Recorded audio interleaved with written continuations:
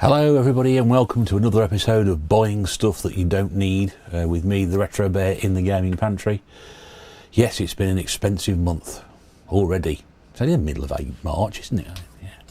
Anyway, hope you're well. Back with some gaming pickups. Got a bit of a variety here for you today. We got some dusty old tapes, we got some dusty old cartridges, got some dusty old peripherals, dusty old console-y thingies. Yeah, everything's dusty. It's great. It's come out the back of a shop covered under stuff. So yeah, it's all dusty. Anyway, hope you're well. Good to see you back. And yep, so I've been spending my hard-earned money again. I really must stop doing this. I keep saying I'm not going to buy anything else. I'm not going to buy anything else. I'm buying once a month, and then when I do go and buy, I spend quite a bit. This is just the tip of the iceberg. There's still another video to come. Funny story behind that, but I'll talk about that in the next video. Yes, so this past weekend we went out. We had to go somewhere to get a hidden chest, and the inevitable spending spree started there and carried on at Vintage Gamer, and I was a lot lighter, but got some good stuff. Stuff I have not bought for system-wise for quite some time. Yes, so yeah, we'll get on with it, shall we? I don't know what else. There isn't much else to say really apart from that. Here's some stuff I bought. Yeah, stuff that I don't need. So we went to Hidden Chest first, and I don't know why I just had this idea. I thought I'm gonna have a look through the PSP stuff, because I was given a PSP about 18 months ago, and I've hardly used it at all. In fact, I can tell how hardly I've used it. I've changed the battery on it, and I charged the battery and I've not used it, and the battery discharged. So when I got it out of the box, there was no power to it whatsoever. And the reason I got it out was because I wanted to see if I could put the picture onto the television, you see. But of course, my model I've got is an old one. It's one of the old 1000 models. So I know there is a backdoor way of using PSTV to do it that way, but no, you can't. There's no actually AV out on the 1003 I think I've got. So I'm stuck with it basically as it is. But having played a bit of time on the PSP the other morning, not too bad. So I don't do a lot of handheld gaming anymore now because of the old eyes and the fact I'm getting on and getting old, and it's not the best system in the world to have. So I thought, well, no, I'll yeah, if you can't do that, well, it's not too bad. So I thought I've looked at the PSP games. I thought, you know what, I'll just buy some really cheap ones that are interesting to me, really, really cheap. And I started off doing that, and then it all went downhill after that. It just went rapidly downhill, because I looked on the shelf and I thought, oh, I saw that the other day, I'll get hold of that, and then that was it. We went on from there. So we've got some PSP. Let's show you those first, because we don't do many of those here. Let's start off, there's nothing fantastic here. So we've got Football Manager Handheld 2010. I've got 2007.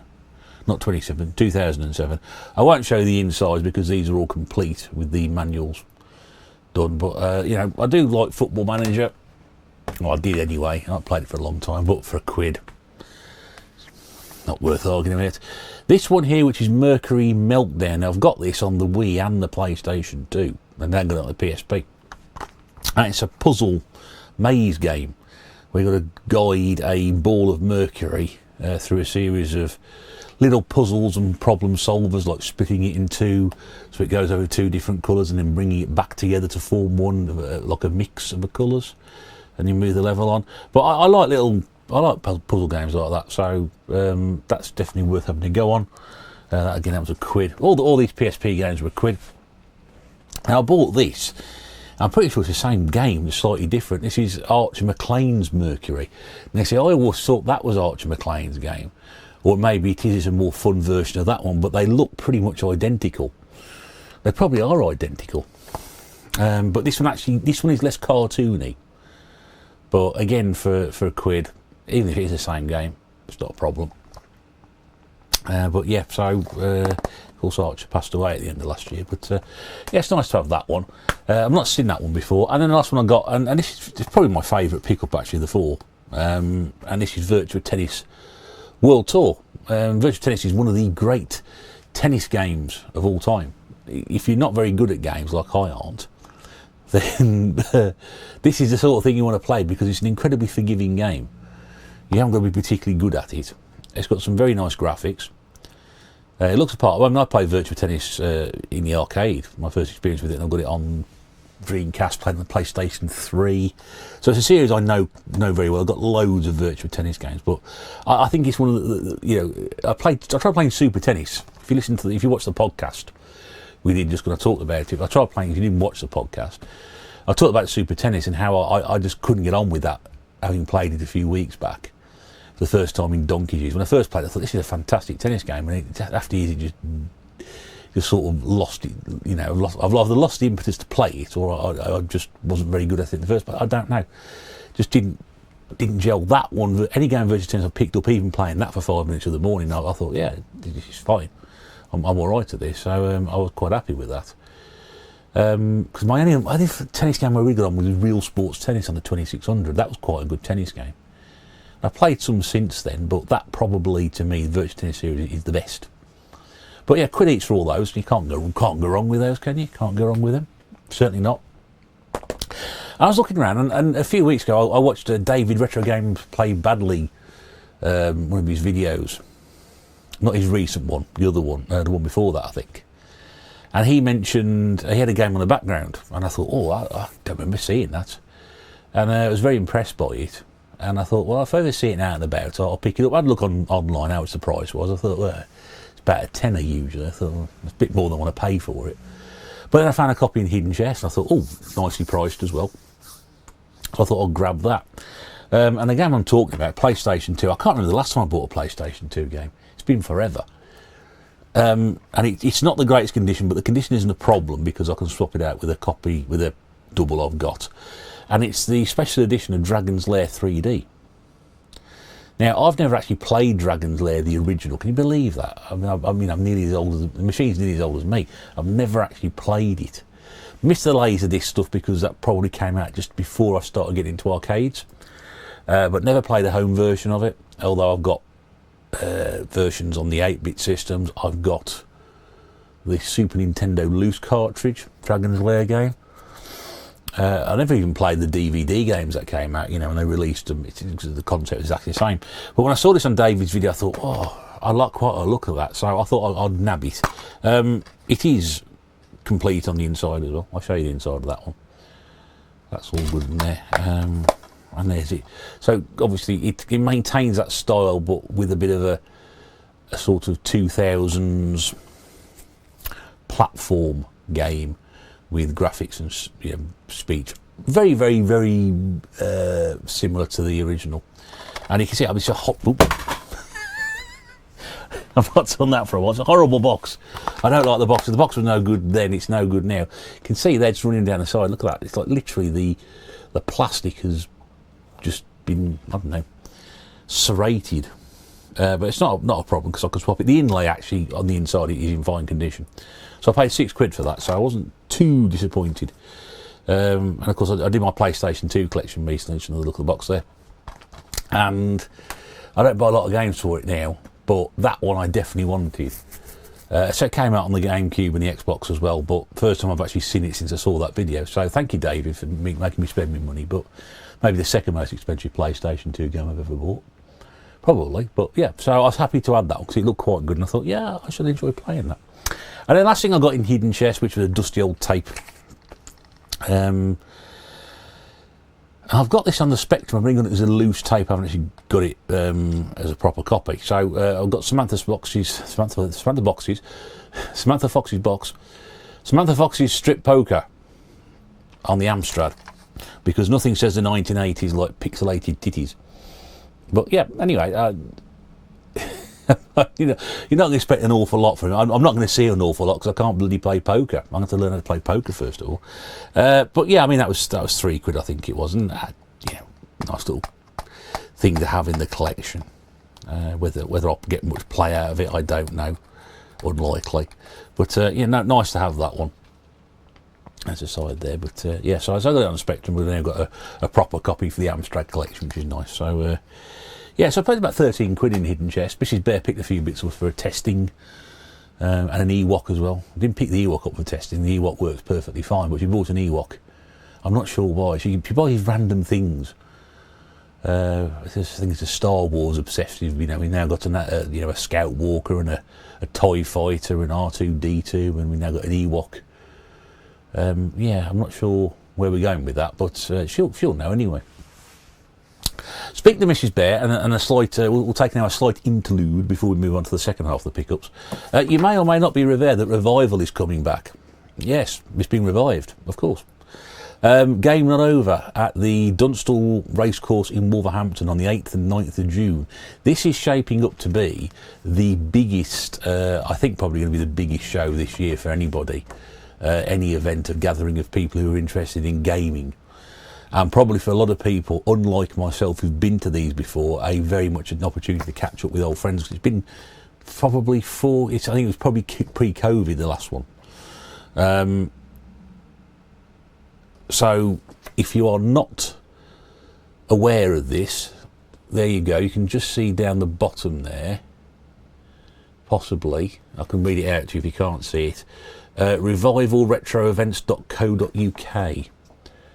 Apologies for the blurring on it, but revivalretroevents.co.uk. Go across there. Tickets have been selling out for quite some time, and if you leave it any longer, you may not make it. But it's going to be probably the biggest event that's going to be running this year. It's run over 2 days. You've got arcade, pinball, computers, consoles, guest talks, workshops, retro gaming, traders, competitions and prizes. Some of the sponsors on the back include Hidden Chest, Turner Arcade. Sorry, I read that wrong. Yeah, turnerarcades.co.uk. You've got Vintage Gamer and Antstream as well, sponsoring the event. Or part of the event anyway. Mrs. Bear will have a table there as well with all her repairs and things that she's looking to sell, 3D printed stuff as well. So we will be there for the 2 days. Like I said, get your tickets, get yourself booked in, because if you leave it much longer, you may not get in. It's selling out, so doing my bit there for Craig, supporting him as well. And I think it's just going to be a massive gathering of people, not necessarily people who sit here and talk waffle like I do, you know, proper people who are actually been involved in the development of these games, who've produced them, who've designed them, who care about arcade cabinets. There's going to be a huge amount of arcade and pinball stuff there as well. Those people who know, who've been, who know what I'm talking about. Those of us who come to the party a little bit late, here's our opportunity to go along and make an impression. I know there's a heck of a number of people going. So if you are in the area, you are going to be about on those 2 dates, the 8th and 9th of June. Come along to Wolverhampton and have a good time. It'll be a great weekend. I'm sure it will be. Right, speaking of Vintage Gamer, let's move on to the second half of the pickups. And then we'll talk about what I got from there. And again, I only popped in for a look. That's my excuse. I just popped in for a look. I didn't pop in to buy anything in particular, because if I do that, then I end up coming away with nothing. So I need to do that more often. So I'm just something that caught me out there. But no, I decided to go in there and actually have a rummage. Although they've tidied the back, I mentioned last time I was in there, they tidied the back out and there was nothing in there. It's still tidy, but I found stuff in there that I didn't see last time. Why does that always happen? Why do every time I go in there, there's always something I find different that I thought, I swore that was there last time. Why is that not there? And now, because my phone has miraculously started working on mobile data again. I was with Virgin and they switched across to O2 about 8 months ago. And as soon as they did that, my mobile data stopped working, so I couldn't access my gaming database, which, to be fair, hadn't been updated. It is now, obviously. So now I found out the Black Country Games Fair. I just thought I'll just see if it works outside. Oh, blimey, it's working. So now I can actually go into somewhere like Vintage Gamer and, you know, scan through my lists to try and work out what games I've got. That's a bad thing, isn't it? That's a bad thing. Just even saying it now makes me feel ill. But these things are going to happen. Let's start off with some bits of stuff. Which we picked up. Mrs. Bear actually found this. I think she's getting the habit now of going into these places and having a rummage. So we picked up a SCART 2 3 RCA phono lead. It's interesting. I can't tell you what I paid for all this because I did a deal with Sean. So I won't do that. But yes, that's probably going to be something I can use on here, I'm guessing. I've got that working again now, so that's good. So yeah, we got that. Might be worth keeping hold of for some reason, I was told. That'll be interesting, get that why. I don't know, but it might be worth something. It might be worth keeping hold of it. Okay. Let's do some dusty old tapes. We do some dusty old tapes, some Amstrad cardboard. People love Nintendo cardboard. I can't, a lot of 8-bit cardboard. I do like my 8-bit cardboard. Big box, small box, cardboard box, whatever. I love it. And as long as it's a good example, not battered, because there was a few things in there that were battered and bits missing, but there's a couple of really good ones here. So the first one I got, which is on the Amstrad. I always find that, you know, if you do collect Amstrad and you do live close by, you know, you've not been to Vintage Game before, get yourself down there, 'cause there's loads of Amstrad games. I go in there, want to find Commodore games, and I come out with a bag full of Amstrad, or a couple of Amstrad games. I've probably got most of my Amstrad collection from there. It's really crazy how it happens. So we've got, from Activision, converted by the Sega arcade game, Dynamite Ducks. Now this is a game I had on the Amiga as a copy, backup, which I quite enjoyed. I've got a Spectrum version as well now in my collection. So this is the Amstrad one there. Some people said it's not aged particularly well. I think we had a go at the arcade ROM, and Mrs. Bear was like, "This is rubbish." I thought she'd enjoy going about ducks, but no, evidently not. She wasn't overly thrilled with that one. But we got the instruction manual. We've got a tape in the box. Not sure if the tape should be in a case like that, but anyway, I don't think it would be. Oh yeah, there's someone's. That's weird. I won't show you this for reasons I should now make clear. Someone has sellotaped a picture of their children on the inside of this. Okay. Because of their ages, I'm not going to show that. Wow, that's weird. That is the weirdest thing I've ever seen in my entire life. I'm used to finding weird and wacky things inside these boxes I pick up, like receipts or, you know, cheat codes or things like that, but I never expect to see a picture of someone's children. That is weird. And the thing is, I opened that up in the shop. I did not see that. That's crazy. That must be the weirdest Brucey bonus I've ever seen. I think it's probably wrong to call it a Brucey bonus, isn't it? Yeah. Next one I've got, moving swiftly on, another Amstrad game, and I've got this now. This is now the third copy I've got of this. I don't know, other people getting rid of stuff they've got too many copies of across different systems, but I now have the Spectrum box version of this. I have the Commodore 64 box version of this. I have the Amstrad version of WrestleMania. Now I haven't got the Hit Squad version. If I had the Hit Squad version, I'd be a very happy man, because that's one of the more rare ones to pick up. Now this sadly doesn't have the pin badges, which I do have in my Spectrum copy. And it's not a particularly good game, but when you were growing up and you were a wrestling fan like I was, the sort of thing you wanted to see was, you know, this was, you know, what you wanted. If you hadn't got a NES or a Master System or anything like that, you couldn't play the WWF licensed games on. You know, play on those systems, or you were had to seek out the Superstars or the WrestleFest arcade game. WrestleFest, there, see, that one. So this was like a godsend. It wasn't a very good game at all, but it's complete with the manual, the tape, and more important, it's got the ocean bag in there as well. I always like to see that. Yeah, so not a great game, but I thought I have to get that. So I've now got 3 copies of that across the system. The one I played it on originally was the Amiga. Was the one I haven't got now. I haven't got that one. Came with the video. We've got some Amstrad jewel cases. There's a couple of these to show you. One's got the instructions, one hasn't, sadly. So the one with the instructions is Pac-Land. Now I think this was loosely, if not accurately, based on the cartoon series. Pac-Man cartoon that came out in the early 80s. I had this on the Amiga. I must admit I didn't enjoy it. I think it's one of my sister's games. She bought about 3 games ever, and this was one of them. The Flintstones was one of the other ones. Gives you an idea. So she might have got it right with that one, but not with the Flintstones.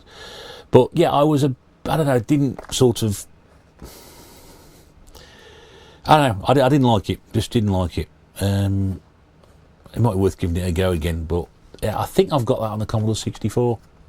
I think it certainly crops up once in my collection. And the other one that does crop up in my collection, I've got it on the Mega Drive, Master System, and probably other systems. Sadly, no instructions with this one, but because it's one of my favourite games, I didn't want to leave it behind. And actually, apart from having no instructions, it's a pretty nice copy of. And this is Pac-Mania, which was the first attempt to reboot Pac-Man by making it more of a, as you can see there, a 3D maze game. But I love this game, great game. I played the arcade, or a version of the arcade at Crash last year, and yeah, I just love it. Just really, really good fun. I love authentic Pac-Man. Well, that's slightly different, but the thing is, like, I love Pac-Man Championship DX on the PlayStation 3. I shouldn't love a game like that because it was not, you know, it was Pac-Man with a twist. That's Pac-Man with a twist, but more grounded with the original. Pac-Man DX had power-ups and things, which is, but I still enjoyed that game. But yeah, I thought I can't ignore those. And we got some Commodore cardboard. Oh, now I'm pretty sure I left this behind previously because I balked at the cost when they quoted me last time, and I was like, I ain't paying that for that. But you know, for some reason, I don't know, like a dog going back to his own sick. I picked off the shelf and I didn't realise until I came out of the shop. I thought, do you know what? I'm sure that's the game I left behind last time because I wasn't prepared to pay what they asked me. And I can't remember what they asked me to pay. I dare say it may be the same this time around. I've never seen it before. I saw it last time. I haven't seen it since. I've never heard of it before. It's a System 3 game. I'm hoping some Commodore 64 fans will tell me a bit more about it. And it is Turbo Charge. Now, I watched a video on this. I can't remember the name of the channel. It was an Australian channel. They did it about 4 or 5 years ago. I think he's still going. But this has got a sensational opening montage. Why is that making a noise? Don't know. You've got a sensational opening montage. A lot of weird stuff going on over here today. Sensational opening montage, and the music is fantastic. It really is good fun. And if you want to know a bit more about it, all I can tell you that it is a Chris Butler game, and that will mean a lot to some people out there who are watching it. But yeah, I mean, it's absolutely fantastic. It's complete. It's a hefty old. If you look at that there, if you know your tapes, that's a hefty old load. Can you see that there? It's almost like 2/3 of the interior plastic. So that's going to be a giant multi-load. But it's got a bag.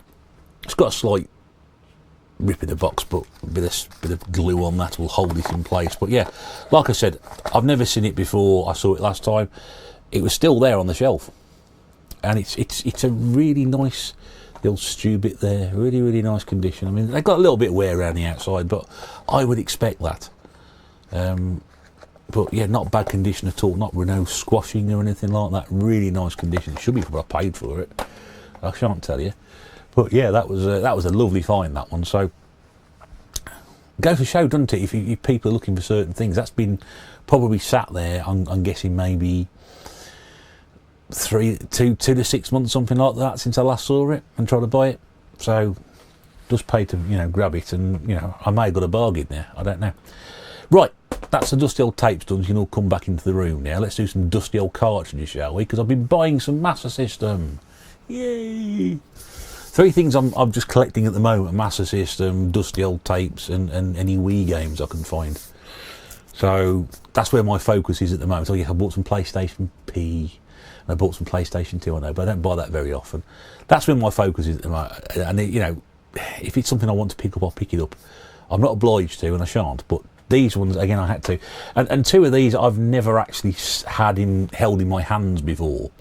I'll do the one which is a straightforward talk about, which is this one, which is the Lucky Dime Caper starring Donald Duck. Now, I do have this in the box, but I don't have a manual.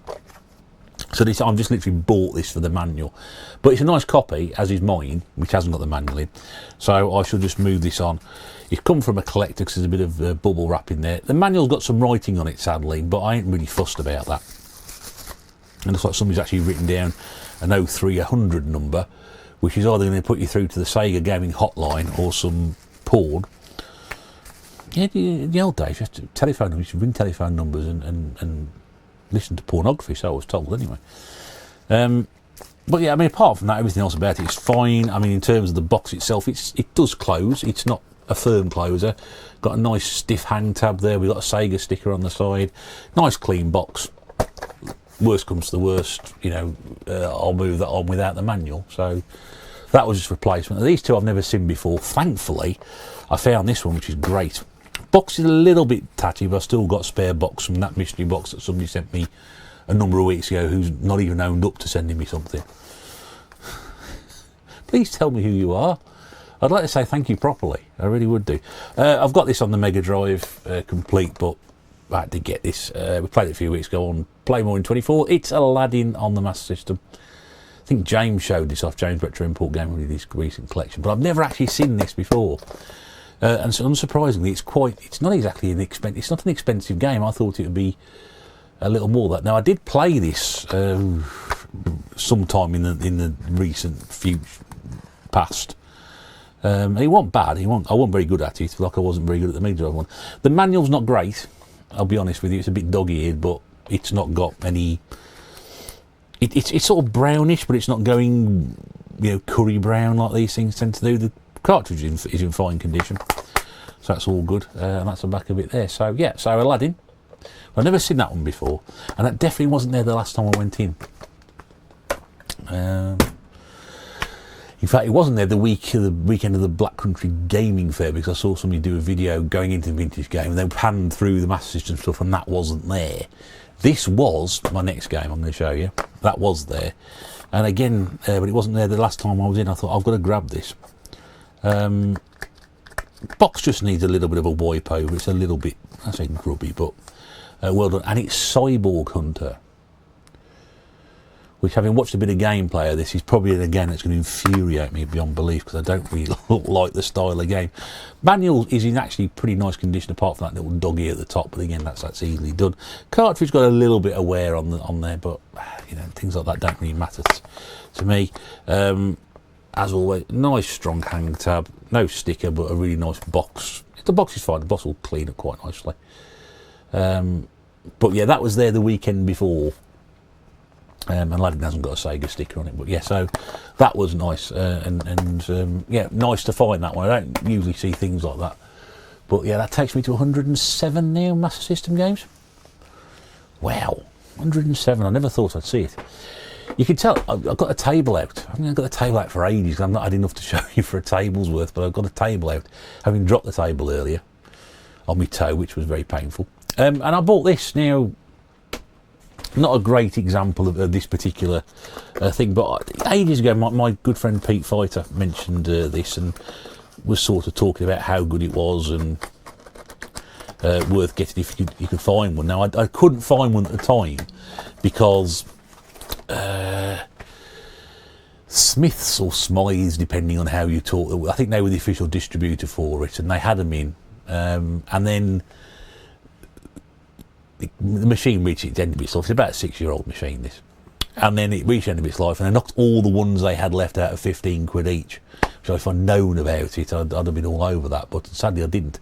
And since then, I've never actually seen one, or I've been looking around trying to find one, and usually they're all the wrong prices and stuff. I'm just going to try and open this in again. Yep, there we go. Oh, not bad. And I got a vintage gamer, so I had to pay a bit more than that. I paid somewhere between what they were asking for, the RRP, and what they were selling them for at the end of it. The box, it's a bit damaged at the top, but again, I'm not too bothered about it.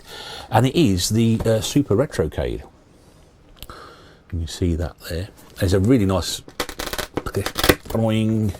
That's good, isn't it? Added sound effects. But you can see that it's come loaded with 90 games. Now, it's a mixture of arcade from the likes of Capcom, IREM, Technos, somebody else I can't remember of at the moment, but also there's some NES and Super Nintendo games on there as well. So you got like 3 or 4 different versions of Final Fight, for example. But one of those is a Super Nintendo one, and one of those is the arcade. You've got 3 Mega Man games on here, 1, 2 and 3. There's Ghouls and Ghosts, Ghosts and Goblins, Super Ghouls and Ghosts. There's R-Type, R-Type 2, Super R-Type. So, yeah, it's a bit of repetition, but it is what it is. That's the back of the box anyway. And the general review of these were very favourable. People quite like them. They were quite good. There are 2 versions, from what I understand, of this knocking around. Data East was the other one. I could arcade Data East. Data East, IRM, Technos, and Capcom. And there are two versions. There is the American version, and there's a PAL or a European version. And the American one, you can do a little bit more with it. I think it's more. It takes arcade ROMs, because you can put an SD card in this and put your own stuff on. If it isn't that one, then you can just load it up with Mega Drive, NES, NES, etc., like people do. If you've never seen one of these before, they are actually quite tiny. This is that's really well cut. That's how big they are. Right, that's my hand. Right, no special effects here. That's my hand. Look at that. It's almost a mini without being actually being a mini. And yes, you can see, so you've got the usual composites on the back, but you've also got HDMI, and you've got that giant SD card slot there as well. So you are able to put your own stuff on. I was talking to Sean in Vintage Gamer about this. He'd got one of these, and he said he's had a problem loading the ROMs, but I think they said they were the arcade ones. So it might have been because they were different ones, mate. I don't know. And it came with cables, and someone's actually left their charger in there as well. Because I think it just came with a HDMI lead and the USB lead. Yeah, so actually got a charger in as well, and even one of the controllers has still got the one of the controllers has still got the wrapping on. So yeah, I mean, look, the bottom line is it's an emulation machine. You know, that there ain't nothing that nobody's seen here before. This does not do things that other things don't do. Do I really need another one like this? Because I've got a Mega Drive. I've got all my ROMs on my Xbox. Do I really need something else like this? Not particularly, but I don't know. I like the look of it. I like the fact you can do different stuff with it. I'm just trying to read some of the features out. Yeah, 90 classic games, HDMI compatible, 2-wired USB 6 button controls, which apparently are pretty good. You can plug. I think I've watched a couple of videos on it. Someone's tried to connect. There are rooms you can connect the PS4 and a PS5 controller to, which you can, but they don't work. The games don't work properly with them. Smart UI with smart filters for easy navigation, so you can do the scan lines and stuff. If you expect internal save states as well. The SD card, and it said it's compatible with official third-party USB controllers, but that's probably a bit hit and miss.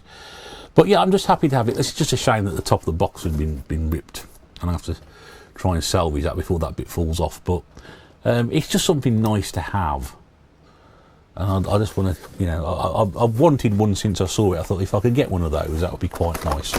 I should put it away in my own time.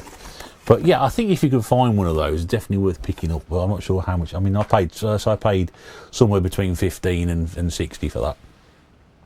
But yeah, and I thought, well, it's been in there. It's been in there for a little bit, a couple of months maybe. I've looked at it, and then I don't know. I just thought I haven't bought enough today, so I must go and have this expensive purchase, which once again makes you wonder why I keep doing this. Got to stop. It's a problem, isn't it? So yeah, so that will be the pickups of March, because I can't keep going on like this. It's ridiculous. I've got another March pickup to do, but I'm not filming that now. I'm not going to show you that. I'm going to do a special different video on that, proper unboxing and everything. Or as proper as we can get this channel. One very quick thing I want to mention as well is I've actually swapped. I've got a new peripheral. I've got a new Dreamcast pad.